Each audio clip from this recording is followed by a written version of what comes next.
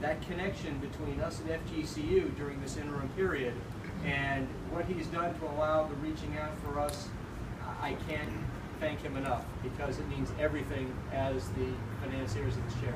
My pleasure.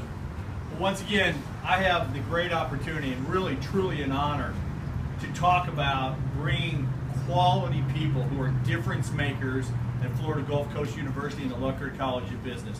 When we started on this opportunity and partnering with our really, when you hear the word partnership, you'll hear that a lot. But at FGCU and the Uncommon Friends Foundation, that partnership goes very deep and very long. We like to make sure that, once again, we share the same vision, the same view, that ethics, having integrity, not only transcends our students, that we want to make sure they get that as part of their education, but also transcends into the community, into the business community. And as part of that, I think both organizations have really partnered together to think about who's the person who's going to be able to not only talk to academics and talk to our students and talk about programs to make sure that next generation of business people is able to integrate ethics, but also to be able to get out in the community and talk about ways in which we can expand all the wonderful things that have been done here and look at opportunities to even grow it even further. And I will tell you, I'd like to take a lot more credit, but I will tell you, the search committee that went through this process, I'll keep them anonymous, but some of them are standing around here, made it very, very clear that this hire was absolutely critical to who we are as a university and who we are as a college. And they know from me that we don't go out and hire somebody unless we're absolutely convinced this person coming in the door is going to completely rethink and build on some of the things that have been done here. So I get a chance to read the resume. That's all they really let me do as the dean. They kind of tell me who I need to hire. And I don't really have to read the resumes too much. They said, we got a lot of really good people here, but you're hiring this one. And I said, well, look, can I look at the resume? And I will tell you, you look at the resume for Dr. Dent, and they were absolutely right. It became a no-brainer decision. It's very unusual in the hiring of faculty at a dean's level that you have the privilege of getting somebody who has the absolute credentials that you need for the job, and more importantly than that, has the passion, the drive, and the commitment to come in, take on a program that's at the very soul and core of what we do at FGCU. And I'm very honored and very privileged and very, very happy to have one of the foremost experts in the United States on ethics and how to integrate that in the community and how to integrate that into academia on the faculty of FGCU in one of our most prestigious endowed positions. So without any further ado from me, it is my great privilege to introduce Dr. Dent.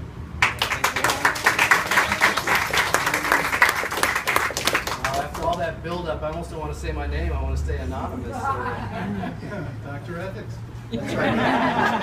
Whoever Dr. Ethics is. So I am Eric Dent, and my wife and I grew up in Boca Raton. I made the tragic mistake of leaving the state to go for college. I went all the way up to Atlanta to go to school. And it took me more than 30 years to find my way back to my home state. But I can't tell you how good it feels to be here. Let me introduce my family who are here tonight. My mother and my sister came over from Boca Raton, Jane Dent. My father couldn't be here tonight, and my sister Becky Clark, and my wife Amy, and the youngest of our 5 children has moved with us, Elena, who's a 10th grader at Fort Myers High School. And together, as everyone has said, we really have an important task before us. We are probably living at a time in which ethics has a lower regard than it has ever had in our history. Just to make one political observation, which is so easy to make nowadays, but we have 2 major presidential candidates that both seem to regularly engage in unethical action. And to make matters worse, they don't seem to have any shame about it. And to make matters even worse than that, the public doesn't seem to mind.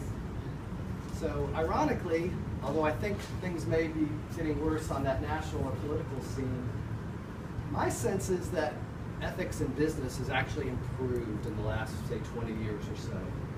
I think that many organizations now realize that there's a premium that comes with good ethical action and that there's a tremendous risk that comes with unethical behavior. So we're kind of seeing a little bit of a shift, I think, within the world of work. So being an educator and a consultant, people sometimes have asked me, is it really possible to teach people to be more ethical? And I think if you'd asked me that question 20 years ago, I would have had to say the research is kind of mixed on that. There's certainly all kinds of businesses out there that are having people go through ethical training experiences, but most of those are long stretches of scoldings about what happens if you do the wrong thing ethically. Not only that, but those trainings were really boring. So today, fortunately, we do have some research that's built up about what is working. And so I'd like to talk with you about that for just a couple of minutes.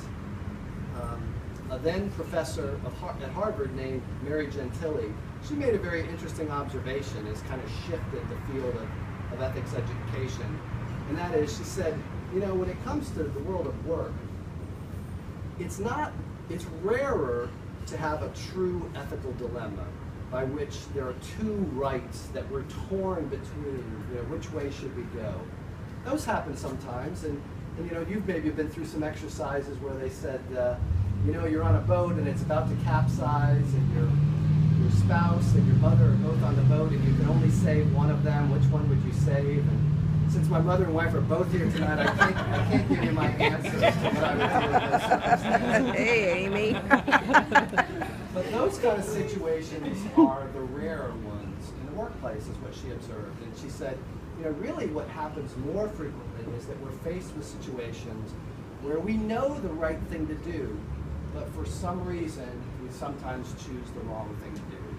And that reason can be for a variety of factors. It can be that maybe a boss kind of caught us off guard. They came into our office quickly, they explained something to us, they were an authority figure, we kind of nodded in assent, and they went on their way, and then dawns on us as the afternoon progresses that what I just agreed to really isn't the right thing to do.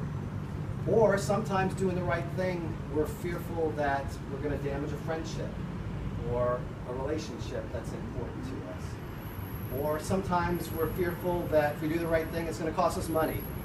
And in the short term, it may very well sometimes cost money. But Gentile calls her approach giving voice to values. And what we do with that is we engage in practice. And first what you do is you try to anticipate what are the situations that we're likely to face where we're going to be tempted to do the wrong thing. And all of you who've worked for more than a few years know what those situations are. We can anticipate them fairly regularly and share them with students or other people in business.